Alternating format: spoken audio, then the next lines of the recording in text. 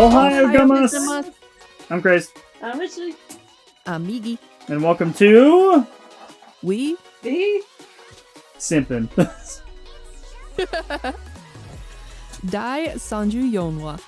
That is episode 34. Right? Mm-hmm. Oh, yeah! Correcto. And today's topic is... Cosmic Princess Kaguya review. Yay! But before all of that, let's get on to a Weebly update. Let's get started with our personal Weebly updates. Anybody? We finished Inuyasha, all of it now. Oh, shit. We're done with it. Wow. It's It done. only took 23 years. For you. Yeah. It took me an entire... probably until last year, so a year, a little over like 6 to 9 months, you know. I forced you to start watching it with me last year, and it's something I've been dying to see how it concluded since I was like, oh my gosh, 8 or 9 years old.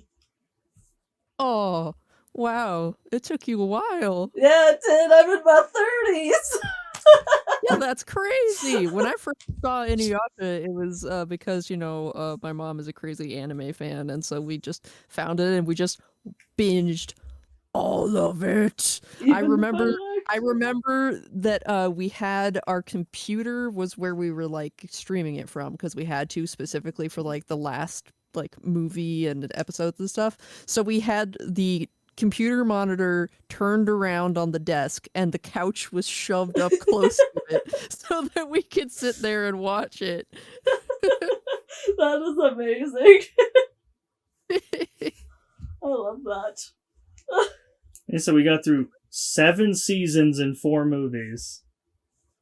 Yes. That is quite the feat. But we went in order because like you have to watch the movies in a specific order after an episode. It's not even like after the end of a specific season. There's like you watch this episode to this episode, and then you can watch this. See, it doesn't feel... so I have a lot of things to say about Inuyasha. I'm kind of using this as the platform I want to talk about. Okay, good. Obviously, some of the non-canon filler episodes are ass. They are very... like specifically the 7 samurai arc with the robot the fucking mech, the Band of 7. I was like, what the fuck am I watching? I'm watching. You really hate when there's mechs in fantasy. He does. Right? This okay. I'm gonna take a step back on the Inuyasha thing. I had some gripes with this show. I want to say first, I'm going back again. I love this show. I actually enjoyed the whole ride of this. There were just some things I had to put to the side and be like, you know what? She didn't include this in the story. She didn't elaborate any further than that, and I'm going to leave it be. And putting it to the side, I enjoyed the story for what it was. Yeah. I hate that they never address time travel. Until like the last episode. It's so weird because they always call it I'm off to another world. I'm like, no, you're 500 years in the past or however long. I don't remember how long this is, but you're several centuries in the past. So you would think that anything that you do in the past affects the future.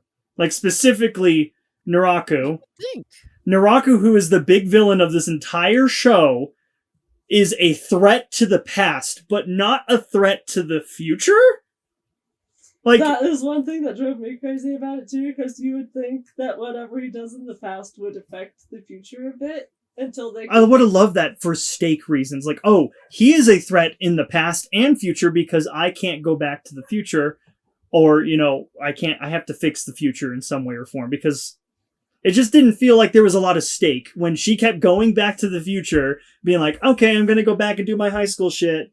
And it's like, is he not a threat past a certain point that it just doesn't matter? Obviously not. They beat him. Well, they do, but like... the future's fine. But therefore it gives you some security, which I think was like something that made like maybe cheapened it a wee bit. Yeah, it just didn't feel like it was a big deal. Yeah, It to go- did feel a lot more like going to a different world than time travel, even though it was definitely like they straight up said this is time travel. She was going. It was somewhere between 200 to 1,000 years in the past. I don't fucking remember the exact number either. But yeah, they made it very clear it was time travel, but it didn't feel very time travel-y. I agree. Yeah. I'm also like I just heard that her newest manga that she's been working on recently, or at least it's one of her newest pieces, is getting an anime adaptation, and I was looking into that, and it is, I swear to God, and what is it called? Do you remember? Mao? Yeah. It is basically the same gist of Inuyasha, but it's not demons, it's ghosts. And it's in the Taisho era. Which is 19 teens. So I'm like, are you... And I'm like, she's not gonna fucking talk about like time travel in this one either. Oh my god. So I was like, because I know Inuyasha is probably her most renowned, or most well known, apart from Ranma and Yatsua, Uma Yatsua, or whatever that other one's called that she does. But so I understand that maybe she's just trying to, recapture her magic in the bottle, I guess. But it's just not working for me. She has a thing, okay? She's got a type. She has a type. And then, so apart from the time travel, I really enjoyed the show, as you can hear in my voice. I will say the last thing I just didn't buy, and this is just my opinion, I just did not buy Kagome and Inuyasha's relationship by the end. I love Moroku. I love Sango's relationship. They set that up so perfectly. I prefer Kikyo and Inuyasha's relationship over Kagome and Inuyasha's relationship. It just felt more... It felt more personal with Kikyo and Inuyasha together. Got more background with them where it made sense that they would fall in love. Yeah, I agree. They had more background. I also think, they fucking hated each other less. Whereas Inuyasha and Kagome like really fucking yell at each other so much. Like, I want to root for them because clearly, like, you're supposed to, and I don't want Kagome to be alone or whatever, but like, damn. Yeah. They're a bad relationship example. Don't follow that. They are. Well, I'm glad I'm not the only one in this group that feels that way, because I was worried that you guys were shipping them harder than me. I really just didn't buy it at the end. Because, like, again, she is a reincarnated version of some sort of Kikyo. Obviously, they established that at the very beginning. But it just doesn't... There's not stake between, like, their love. Yeah. It just felt... And the whole... And this is just me. The whole, like, he's a dog to her. Like, hey, sit boy. I mean, it's funny, but it just doesn't feel... It kind of just detracts. Like, it's like, oh, I'm your owner. I'm like, and then I'm going to fall in love with you? I don't know. It just felt so... I mean, without them elaborating on, like, their personal relationship more, it's more built on finding the jewel shards and him keeping like a common goal. Yeah. That doesn't really build much to actually have a relationship you could actually root for. Where Sango and Moroku, they both, like, they suddenly became each other's anchor, even though he was this promiscuous monk and she is this just demon hunter. And, like, they have nothing. They both lost everything, and then they, like, come together, and you suddenly... And they have a common goal, but it just feels more... Goal, but you see how much they actually care for each other. Whereas... Yeah, you never get a sense of Inuyasha and Kagome, like, really caring for each other. Like, there might be really brief moments, but they're mostly enemies. They are. He needs her to find the jewel shards, and she needs him to protect her. Where Moroku and Sango, they don't need anything from each other. They are both strong, independent people. Hell yeah. Then they come together, and it's actually quite a beautiful thing. Yeah. So it's like, that is definitely, and like Inuyasha and Kikyo, they are such a wonderful duo. Yeah, and they even though Kikyo is sus. She's sus. Very sus. Yeah. But there's like a moment with Kikyo that I like really, like, not related, but I really felt for, like, their relationship when, like, she has this huge duty to guard this thing, the jewel, but she's willing to give it up for the man she loves so he can be human, so they can live the rest of their lives together. And there's like this one scene so early on in the show where they trip, like she trips off the boat as he's grabbing her, and she obviously she falls into his arms, but then it's like this moment where they're like, I love you and I want to spend the rest of my life with you. And I was like, oh my God. And that's when I shipped them the most. And then obviously Wait, then she did you becomes just say they were by a ship? it was like a boat, like a little like rowboat, you know? Yeah, but the irony of shipping them then. Yeah. Yep. I was literally shipping them at that point by boat. It's because they are both like really strong characters. They're Yeah. not very vulnerable, and there was a moment of vulnerability there. Like they were putting their walls down yeah. so they could both see each other who they are. Beautiful. He was being It's caring almost like sensitive. Kagome fit better with Koga. Yeah, I thought so. You know what? I'm starting to totally see it shipped now. them. You know, honestly, when I watched that show, I was like, I like Koga better. But of course, Sesshomaru was Oh, autist. heck So- yeah. But we obviously, I loved the show. I loved it. But despite its gripes, I think the final act, which is the last season, when they came back to finish it all up, is so good. And it's probably the strongest season, apart from season 1, I think. But, you know, Yeah. there's a lot of filler in between there. Some of the movies are okay. My favorite movie was 2, where they kill Naraku for like that first movie, like that first like 10 minutes. Yeah. They kill him. It's so fucking badass. And I never lived that high anywhere else in the show. It's like, holy crap. They killed him so epically. And it's like, yeah, we'll never get to that high again. I will say, throughout the whole series, Naraku has been such a chicken shit villain. But Yeah. by the very end, he suddenly made so much sense. And I was like, no wonder he's not been the best villain. Yeah, he's a pretty not like he's a shitty villain, like in terms of character development until the end of the show, Yeah. which sort of redeems him, but not really to me, because you had 7 seasons to do it. But Yeah, I didn't need so it. much filler and different people's ideas. Yeah, that's true. I don't know. If I would love, and I don't know if I want a remake, but I would love to see what is canon and not, because I've never read the books. Me either. It's just we watched it all, and I know the movies aren't canon, but I mean, I enjoyed it for what it was. I'm glad we got through it all and we're all done. I think our next one we're going to tackle is to watch all of Attack on Titan. Oh shit. Yeah, I think that's our next endeavor. Nice. Is to, because we I've never seen all of that. we never watched the last season. I've read all of it. I've just never watched the last I've seen season. the last 2 seasons. We've watched up to season 3, Have we? but then 4 divided it into like 18 That's parts. where I got confused. Okay. It's like final season part 12. Yeah. I mean, I'm not good at retaining the information from that series, to be honest.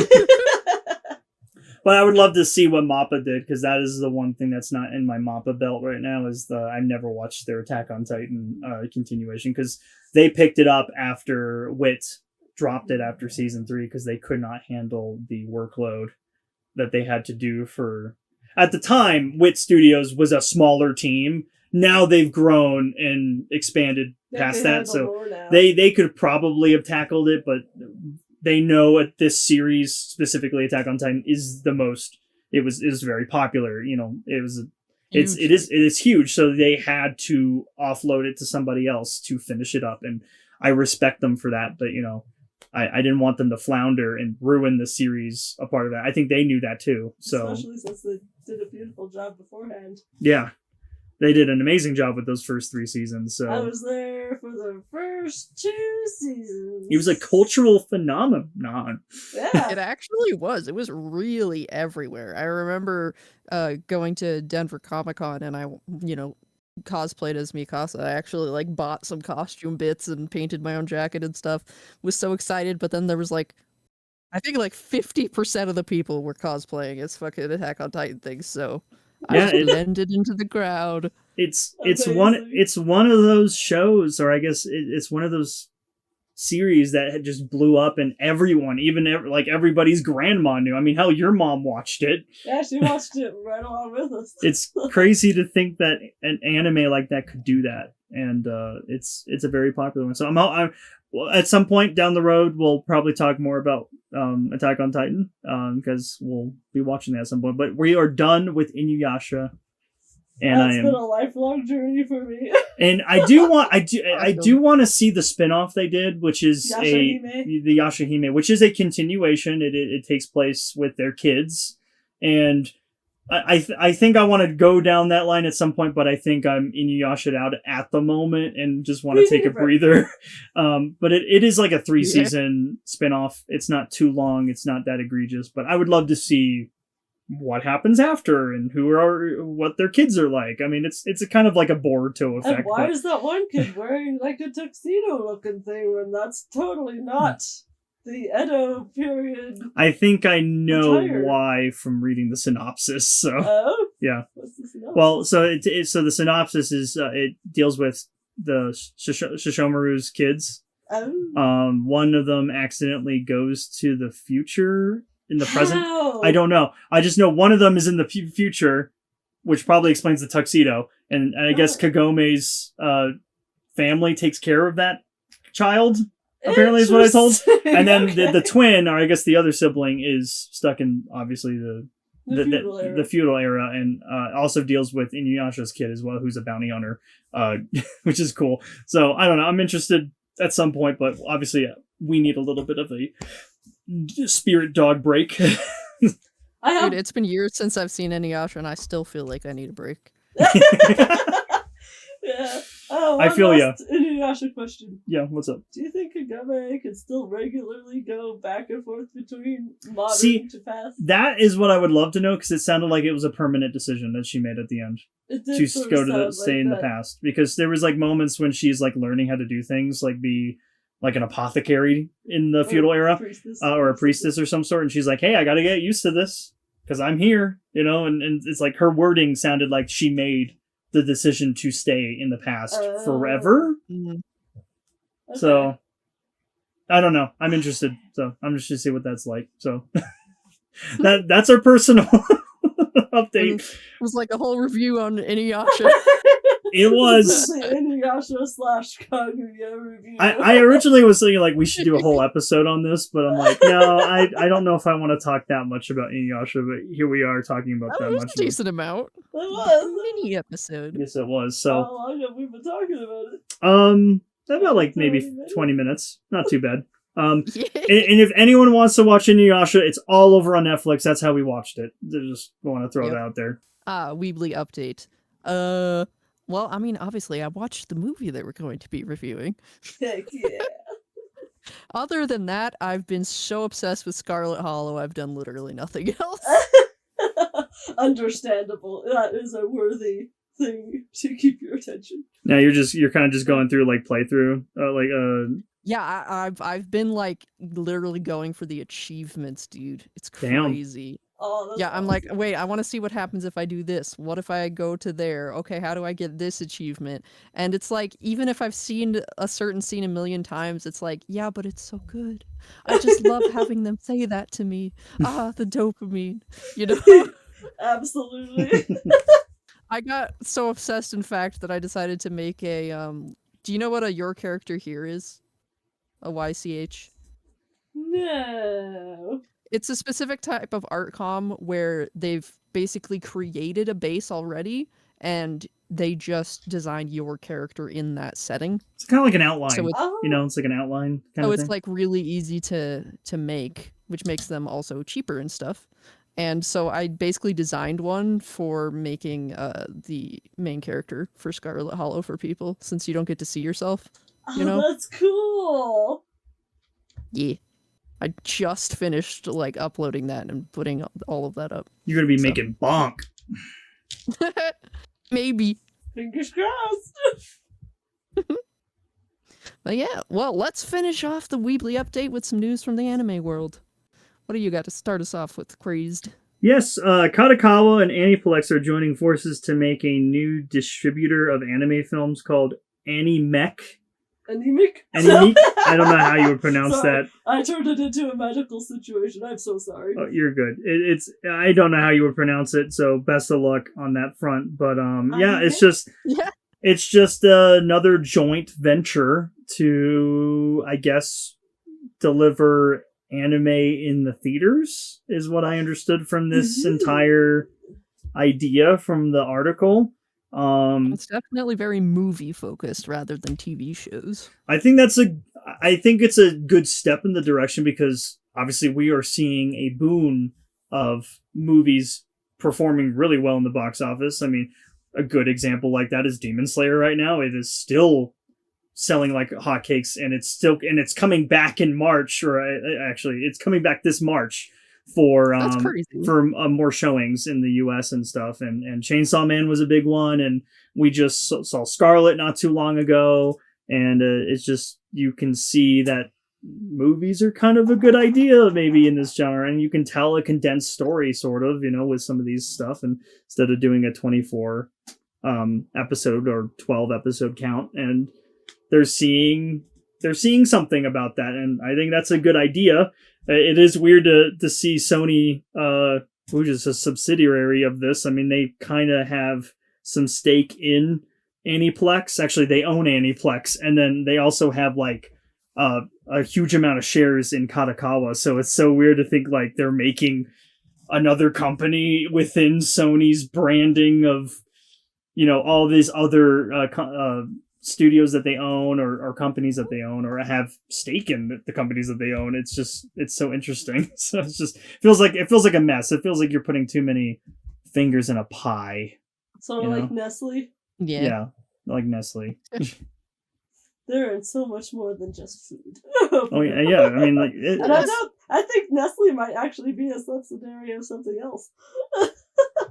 I don't know. It's crazy, man. I'll have to look into that more. But I mean, you're probably going to see Animec kind of plastered on films going forward, depending on what that is yet. I mean, this is very early stages, just happened. So as it progresses, it looks like they're going to have A1 Pictures and Cloverworks help, which is also owned by Sony. It's just... Oh my God. It's like, too many fingers in this pie, because like, and then I'm sure Crunchyroll's going to get involved at some point, which is also owned by Sony. So it's just, oh my God, where does the buck stop? I don't know. We'll see. Never. Well, we'll keep you updated on that as that progresses. But yeah, that's my story. Witchley? Oh well, did you know that Crunchyroll added Oshinoko Oshinoko's anime's first season? You're doing great. So they added the first season on their platform. No, Oshinoko. Oshinoko. Sub and dub, right? Yeah, sub and dub, yep. Okay. And Looking at my fact checker. Yeah, you're good. And they will be adding the second season sometime this spring. Excellent. I mean, right now it was currently, and it still is currently on High Dive right now. You can watch all of season 1 through 3 on High Dive. The OG place. The OG place. That's how we watched it originally, and now we actually been watching season 3 on Crunchyroll, which is funny, because they got the rights for it, and it's great that is it solely airing on Crunchyroll right now? Season 3? No, yeah. Season 3 is also on High Dive. Okay. So you can watch season 1 through 3 on High Dive as well. But this gives the opportunity for people who don't grab High Dive, which is if you don't want to spend like $7 a month, I understand, to watch the first season, because Oshinoko is really, really good, and season 3 is really fucking good, and now you guys can see where it all started. So all right, is that everything we got?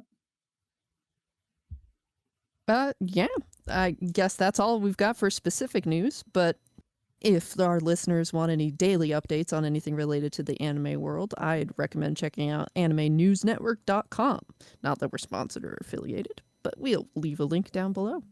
Heck yeah. Now on to the main topic, which is our movie review on Cosmic Princess Kaguya. This came out early this year, actually, January 22nd, which you guys can watch over on Netflix. Made by Studio Colorido. Hopefully I'm pronouncing that one right. It almost sounds like Colorado, but with an I. Yeah. Who also has made movies like Penguin Highway, Drifting Home, and My Oni Girl, which I think those are all great movies. All great movies. This is an extremely modernized reinterpretation of the folklore story, The Tale of the Bamboo Cutter. I do want to throw out, this is the first directorial debut from Shingo Yamashita, who me and Witchley would know, not Migi, unfortunately, because she doesn't watch amazing openings like The Chainsaw Man, Ranking of Kings, or Jujutsu Kaisen. He did all of the animation direction for those openings and endings. And endings? The openings like at least one time. Damn. You gotta appreciate art. You gotta watch it every time. she checked it out. But you understand the reasoning for that. I understand. I just had to throw it in because he is a really good animated director for those openings. Love those. And this is his first directorial debut, like I said. And I was interested to see that from the get-go and how he did. How about we get some general thoughts before we get into the Simp setup here, or I guess the Simp score lineup. Mm-hmm. What did you guys think of Cosmic Kaguya? And then, like, an overall gist. Witchley, I'm going to you first. Oh, shit. I thought it was pretty on good. spot. You thought it was really good. Yeah. It's been a while, so I was just gonna jump on other people's coattails for this episode. Okay, it's been about 3 weeks for us since we watched it. And Migi, it is a little bit more fresh in your mind. How about we throw it back to you? I'm sorry. Yeah. The logical It's probably choice. been like a week or so, maybe, since I've seen it. I don't know. But also, it's my brain, so it's shit. My brain, not the movie. The movie was great. I wanted you guys to know, you told me the name of it, and then I didn't look up what it was about, or look at what it was about at all. I just watched it. How did that feel? I want to know, what did you expect?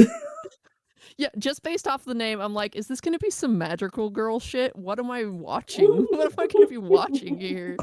You know? I was like, okay, even if it's weird-ass magical girl shit, I said I'd watch it. Amazing. And then it's all like, video games and shit. And I was like, oh, I'm into it. And then there was a baby, and I was like, I'm not into it. And then the baby didn't stay a baby, and I was like, okay, it's okay again. Wow. Wow, that was like honestly, that was the first 10 minutes, so I'm so surprised. The zigzag she went on. Amazing. I will say, you not looking into like the description for this movie at all reminds me of myself years ago when I would just pretty much pick a book by its cover and start reading it, and then I'd be like, wait, what the fuck am I reading? I thought it would be more fun that way. Completely honest, so you know, what I was seeing, not any kind of bias of expectations or anything, you know? I love that. That was amazing. Unfortunately, we didn't go in like that because we watched the trailer and I was like, oh, this looks really interesting. Let's take a look at it. I will say I was expecting to maybe not like it as much as I did like it.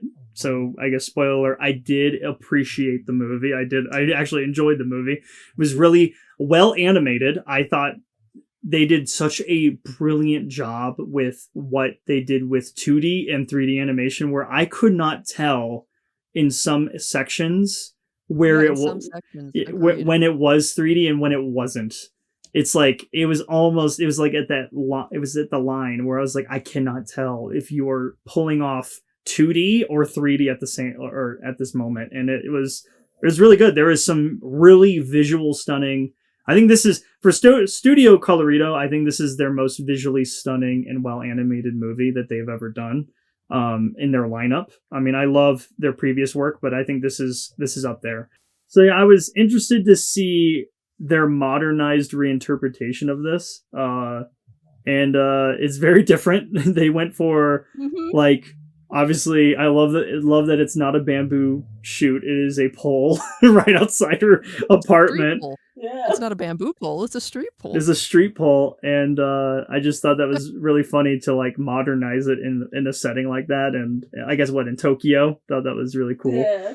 Mhm. I guess this is kind of bleeding into setup. So should we just get into the setup of this? Yeah, let's just start the simp rating system. So yep. So we'll start with the S simp. Sorry, setup, not simp. So Cosmic Princess Kaguya centers on a chronically overscheduled high schooler, Ira Sakayori, a straight A role student or an A honor role student who excels at everything she does. She's popular, she's great, she gets great grades, she's a skilled musician, but despite her outward composure, she's just barely keeping it all together. She's estranged from her mother and living alone, meaning that on top of her studies, she works a part-time job to pay rent and save for college, all on her own. Things get even more complicated when a cosmic baby suddenly materializes inside a bamboo shoot-like telephone pole, a reference to the folktale we just talked about, and she at that point she begrudgingly takes care of the kid, who grows up so fast that she doesn't even have time to file a police report, and names the alien Kaguya for, obviously Princess of the Moon. After that, after the Fable Lunar Princess is what I meant to say. So that I'll stop there. I mean, yeah, that's like the setup. I should say I don't remember how you said her name, but you said it wrong. It's Iroha. Iroha? Okay, so I appreciate that. Thank you. I know I'm going to butcher some names here. So, Iroha? Yeah. Okay. Iroha. And then, so we have Kaguya. So what did you guys think of the setup? Obviously, this is basically like the folktale, of course, and then we set up with the main characters, the two main characters. So this is where I was going on my emotional roller coaster. I was all like, cool, video game, semi-futuristic shit, and this girl that's overscheduling herself and doing way too much. I'm interested to see where this is going to go because I fucking love the whole VR shit. That was amazing. For me, that was 5. And then there was a baby, and I was like, ew. 2. Knocked it down by 3 points. At least 3 points. But then the baby grew up really, really fast, and I was like, okay, I'm okay with it. It's getting better. So I honestly don't know how to rate the setup for me because it was so roller coastery.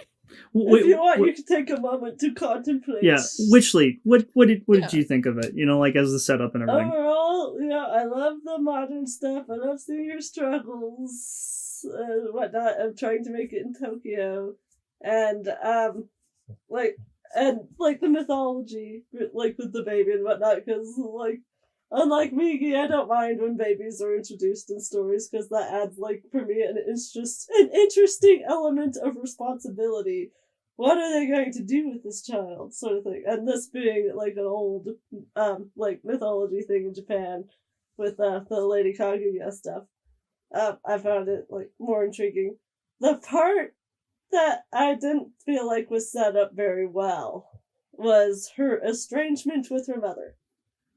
I'm like, why? Well, they get into that later in the story with her. It's because of the father dead. I think after the passing, things kind of that in the beginning. Well, not at the beginning. I'm just saying. No, that was they sprinkle it way later. Yeah, they sprinkle it in, and I do want to get into that later. But I like seeing. I thought the setup was great, with the exception of the estrangement. I would have liked a little bit more on that. Right away, or just later? I would have liked to know, did she just leave? Why? Well, what's going on? I mean, you find out more later on, but that's probably, for me, in the entirety of the movie, the weakest part of the film. See, for me, I don't mind it being sprinkled in, later down the road. I like the intrigue. That would get into the eye of intrigue, for me. But I like when things are not said at the beginning, because it's well, why is she in this position? Why is she alone? Why is she working all the time? Why is she getting good grades? Why is she doing all of this? And we don't learn until that later on into the story. Oh yeah, I think it's a good setup to have those questions. I think Witchley was more saying that throughout the film in general, she doesn't feel like it was satisfactorily given to her as an answer.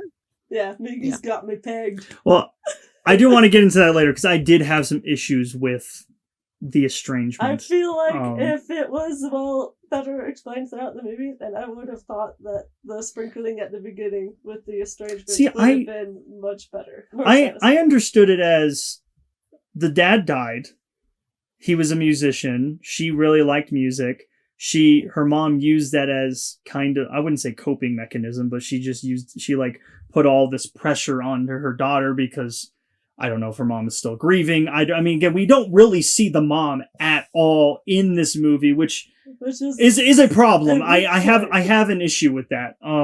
I really wish they gave us more time with the mom, or at least her family. But again, I think they're really that's going too far into it. What do you think of the setup?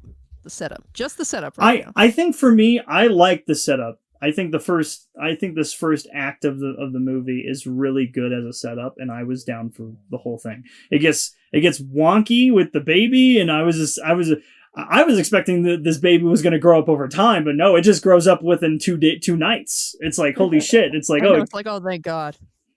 And I actually appreciated that. I was like, holy crap, there is so much that we would have to go through with a baby. I know. But they just speed us through within 10 minutes. I'm so glad that this high schooler did not have to go through the years of raising a baby. Yes. She did it She did it for 2 nights and she was miserable. Enough. And she spent so much money on baby clothes, and then it's like, I love the first moment as soon as she wakes up and she sees the Kaguya as a full adult at that point. She grabs everything, throws it in a box, and shoves it to her, being like, okay, get out of here. I'm done. I don't want to know. I don't want to know. Get out. Like, she's like, I don't want it. It was so funny.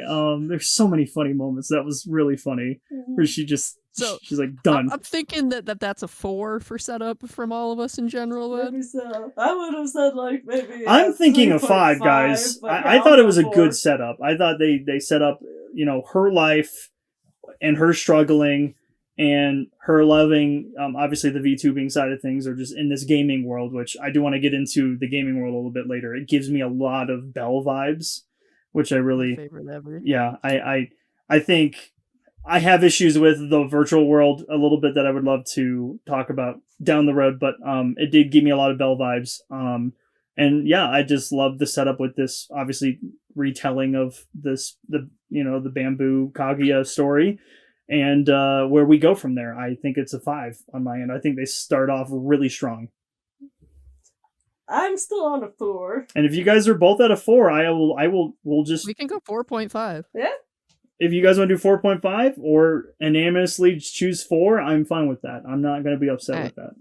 4.5. Yeah. All right. Okay. Now, on to the eye, the intrigue, the depth of the story. Well, so I wrote some stuff down, with the tragedy of the source material. Obviously, Princess Kaguya, it's a sad story. It's she wants a good story, and I think she wants a happy ending, is what she says. I think this movie has a bubbly mood. I think the central pair of them attempt to become the biggest VTubers around. And I was thinking, like their relationship, it feels very sapphic. I could probably throw out there, like it didn't feel like a mother and daughter, relationship. I am going to say that was one part that almost weirded me out, but of course it's a whole alien situation, so it's not the same, but she kind of raised her from a baby, and then they also kind of became lovers, and I'm like, that's weird. I mean, they don't really. That is a little weird. They never get there. Yuri vibes, my dude. They talk about marrying each other, okay? Yeah, they literally mention this, okay? So it's like, that's kind of a weird thing to have started from and ended at. Like, it's a different situation than a normal situation, okay? It's aliens, and I think that it's almost like she kind of was just recreating her body basically and had to start from a baby, and not that she actually was a baby because she'd been living before. But right. It still seemed kind of weird. That does make some sense. It just has some sapphic undertones that I felt. Yeah. Obviously, they never cross that line. The only time I see it crossed is when she finally says I love you to her, and that's actually when the story tries to conclude her story is like, oh, she has feelings towards obviously a human. We have to take her back to the world, to the moon, you know. So I think that's the closest we get, you know. Let me see. The high energy starts with the music. I do want to talk about the music. I thought the music was really great. The soundtrack of this film, about the virtual the idol culture is crazy. I love the smooth dance choreography in this movie. Some earworm melodies that they do. Like, they literally do a Miku song. My favorite Miku song. Yeah, it's crazy. I thought that was like Witchley clocked it immediately, and my phone was actually registering the song. You, Mama. You had to listen, and you're like, really? And I think we paused it, listened to the actual song. I'm like, oh my god, you're right. It was like, the music is by far the best thing of this movie. And the virtual world. I really want to talk about the virtual world. I liked what they were setting up. I just feel like they didn't do enough with what the world is about. Like, it gets a little complicated when they throw in the games, like the video games. Like, I was like, okay, is this some kind of MOBA shit? Because I could not follow what their objectives were. What it seemed like to me is there was a virtual world which was mostly just kind of exploration and interacting with each other and being VTubers. And then the video games and all that stuff was actually separate. Those were actually in the same universe? No, they weren't even in the VR a lot of the time. They were playing their characters though, like with the same video. Yeah, there were some games in it, but that's just like, it's like how there can be a massively multiplayer online game, you know, like World of Warcraft or something. You can have mini games and certain adventures or dungeons or whatever, which are their own contained thing. Yeah, that makes sense. Yeah. Yeah. So that somewhat MOBA-like game they were playing with the towers and everything was definitely just something like that. Okay. That does make sense. It had that feel to it. Well, what else do you guys want to talk about the intrigue? I mean, other than the virtual reality, the music is amazing. The choreography, dance, and of course dancing. The main character getting to, you know, find herself and be her musician-y self and maybe not overwork herself quite so badly. Yeah, she really puts she puts a lid on that, you know, like she's like, oh, you know what, maybe I can, you know, help you out, you know, Kaguya, and, you know, write some music or help you, you know, use some of my music, and then I will do the music. I thought that was really cool to see them working together. Like, she was like in this like mascot outfit, so she didn't like show off her face because she was a little worried about that still. And which, by the way, I love they kept consistent that she was like a fucking prodigy at shit. She was amazing at shit. Straight up. She was great, even though she's called herself like mediocre and whatnot. I thought that was... Well, I think anybody in her position would, because she doesn't feel good enough. Yeah. She feels like she... That was established as an issue that she has. Yeah. So they really made each other better over time. Yeah, and I love their relationship together. Like, Kaguya and Iroha, am I saying that right? Iroha. And then God, who was the popular VTuber? I mean, this is the most main part. Is it Yakatsuchi? God, I'm trying to remember. It started with a Y. I did not write that down. Are you talking about Tsukuyomi or no? That's the virtual world. Yeah. The virtual world, like the VTuber that was very popular that everyone was trying to like. Yachio. Okay, I knew it started with a Y. Yachio. She's also a character in this. This is obviously we're bridging onto spoilers, obviously, of who this character is later down the line. But you're gonna get some spoilers when you're getting a rating. Oh, yeah, I mean, yeah, and we're also reviewing it. So, I mean, what did you guys think of Yachio, sorry. Yachio was so Miku-like. Like, so Miku-coded. Witchley is just, like, having this face where she's like, who? Like, she's the main VTuber. The VTuber that Iroha is obsessed with, that they are doing this whole thing for, so they can do a collab with her. Okay, yeah, that does help me. Thank you so much. Yes, I really liked her. She had funny feet. Yeah. She had like little fish shoes. And I loved her like a little plushie on her chest that actually was blinking from time to time as like like it was real life, like it was a real thing. That was like Did you notice, by the way, that there were some scenes in the movie where they showed her and it really was a VTuber? Yep. Yeah, it was like on the screen. VTuber. I've made those. That's true. See, I knew when we watched this, I was like, I knew Miki was gonna like this the most because of the VTubing stuff. Like she has experience it in really this. connected me with a lot of my friends, so it's like, oh, it feels so real. Oh, that's awesome. Yeah, and you get to see all her friend, like the way she interacts with her friends at school. She hangs out with them on this virtual world. I'm trying. Did they ever say what the world is called? I'm trying to remember. It's Tsukiyomi. Tsukiyomi. Okay. Yeah, it felt very Belle-esque, especially with like the whole choreographed dance like stages and stuff. It felt very Belle inspired, or yeah, there was a lot of music involved. Yeah, and the music is so good. Again, I really like the Vocaloid song that they did for that. I thought it was really great. A little nod, and I was like, can they get away with this? They must have asked permission, because like, I actually looked. Didn't they? Yeah, I looked in the producer credits. Some of them were Vocaloid producers that actually helped with the film. So I was like, okay, that tracks. Okay, so they had authorization in some way or another. I thought that was really beautiful. So what do we think about the intrigue? I mean, we also have later down the line, we have Yachio being, and this is getting to the very end of the movie of the intrigue, but obviously she is Kaguya, just 8,000 years older. Yeah, that was one of the coolest things, but also confusing. It was a bit confusing. I felt like they could have explained that part a wee bit better. Yeah, that was the one thing I was. That's getting way more into the payoff though than it is the intrigue. Yeah. But I love the reveal. I thought it was a really cool reveal that she is. Yeah, that's why it's payoff though, crazed. Not right now. Yeah, save it. Intrigue. Got it. Well, the intrigue is the whole. Are they going to be able to get this collab that they want? How is their relationship going? How are they changing and evolving as people? Is Kaguya actually the Moon Princess, and is she going to have to leave? You know, like that's. All of that is the kind of intrigue that they're going with.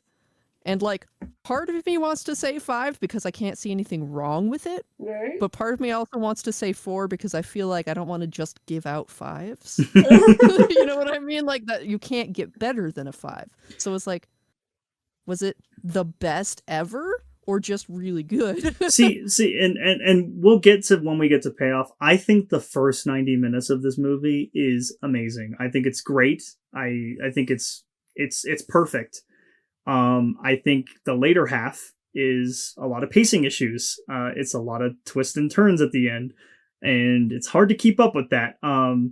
So yeah. I have some knocks on that end, but we'll get to that in payoff. But for intrigue, I thought it was a great setup. You know, with them working together, like you said, them learning from each other, them experiencing what it is to be, you know, like to live and not just like focus on working all the time or you know, just studying, and just her having a friend.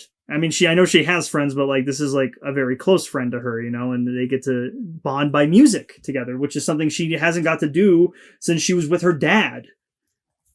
And the reason, and we're getting into the estranged stuff a little bit, but like how she did not want to play music anymore because her mom made it such a chore, such an obligation. Yeah. That she's like, I don't want to do this anymore if you're putting this on me. Like, because this is no longer fun. I think I will give the intrigue a 5. That's like, it's the general depth of the story. There's a lot of good questions. There's a lot of things keeping your attention. There's a lot of beautiful things to look at and to be entertained by. And so, yeah, I think I would give it a 5 personally. Witchley? Well, thanks to like the setup and whatnot. I thought the intrigue of the story was really good. Or I would even say amazing. So I would agree with the 5 stars. Okay. And I would agree as well. I think it is perfect as an intrigue. Nice. So we're putting it at a 5. Now, on to main characters. I have a little bit about main characters. You know, you have Kaguya, who is very energetic. So happy to have escaped from her, you know, quote unquote bird cage that she's, you know, been in, the moon, you know. Meanwhile, we have Iroha, Iroha? Mhm. Iroha? Okay. Iroha. I know is it looks like it's spelled Iro, but it's yeah. I keep thinking of Iroh from Uncle Avatar. Ira. So I know. she's much more reserved. Her tension and stress expressed in even her baggy eyes at times, which I think was a really good detail.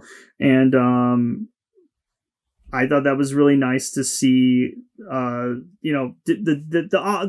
honestly polar opposites. If we're gonna get into that, Yeah. it's rare for a scene to pass without at least a few impressive bits of character animation. Like I thought, just the way they lived in this space of even their one studio room apartment, I thought they like it was very well animated. Do you guys have anything you guys want to say about both of those characters? I think that Kaguya, of course, is absolutely perfect for a VTuber. She has all of that energy that she needs and the attention she wants and the ability to just keep talking and entertain herself and other people. No wonder she does well, you know? She's very cute. And then, of course, I love Iroha because she's so, in depth. She has like these issues and she like gets past them in a reasonable way. And they say that she's really good at shit. They show her being good at shit. They don't make her suddenly weak or sucky for any reason. The only one who ever shows that they might be able to beat her is her brother, and that's because he's been gaming longer than she has, and of course they're fucking related, so that makes sense. So what do we think about the characters? I mean, I think that they did a good job with all the characters, even the side characters, like her friends being there to support her. Even Kaguya. Yeah. I think Kaguya and Iroha. I cannot get her name right. Iroha. Iroha. I think they are the crux of this entire film. I think they are amazing, and I think it works throughout the entire film. Their whole relationship. And Yeah, then I think the characters in this are great. They have nice depth, and they're just well designed. So I'm thinking, God, I mean, I know it just feels biased, but we're throwing a 5 at this or 4, or I mean, right? Do we want to? I don't know. Do you want to do a 4.5? Just out of, I don't know.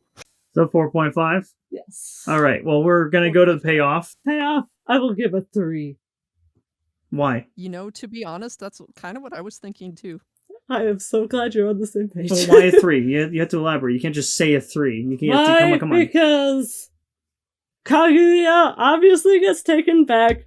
She tries to come back, but the payoff is weak because we find out in a very sort of obscure way that she's been the VTuber this whole time. I wish they would have maybe elaborated on that a bit more. Yeah, we see her past like 8,000 years ago, but they were all like, oh yeah, so I fucked up huge time when I heard your song. I tried coming back to you.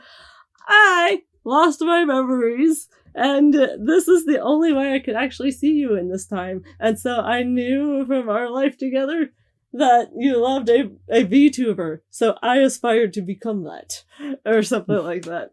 So I felt like that would have been better instead of leaving it up to people's, like, common smarts or, like, whatever. Because not everybody's going to be smart enough to think about that. And I was only on the verge myself. Mm-hmm. And I felt like it's only a good, like, an excellent ending if everybody can come to that conclusion where you're like, oh my god, instead of being confused. I actually am still confused and have a question. So, like, Kaguya was that VTuber, but then the girl goes into robotics so that she can build a robot body for Kaguya, but then it's not the VTuber who is Kaguya. It's what? Like a secondary soul of some kind that she's putting in there to be Kaguya. So now there's kind of 2 Kaguyas?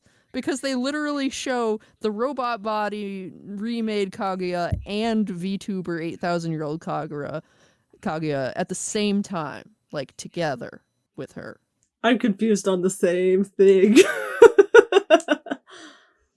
So It's like they wanted to say, yes, this VTuber was Kaguya all along, but she's not the Kaguya you know, so therefore it doesn't really count. And we're gonna, I don't know, pretend and make an AI version of the other Kaguya, I guess? Or maybe, I don't know. I'm very confused. Yeah. Part of that is why I bumped down the stars. It is a very jumbled, rocky landing for this movie. It kind of just feels like, oh, we need to tell a good, like, we need a happy ending for everybody here.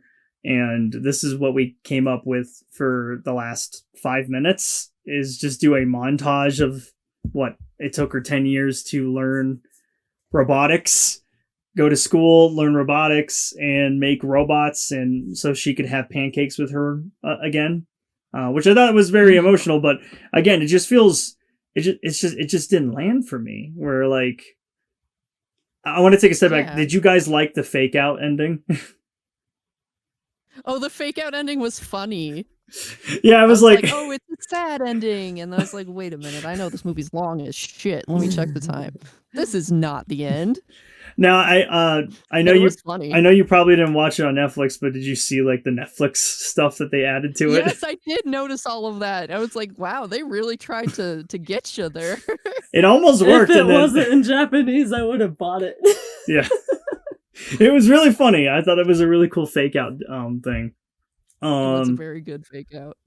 But yeah, I will say the ending is very rushed. I feel like it doesn't stick the landing at the end. Like, that's why I say I think the first 90 minutes of this entire film is amazing, but then the last half is just, it just stumbles. It stumbles downward, and it just doesn't work for me.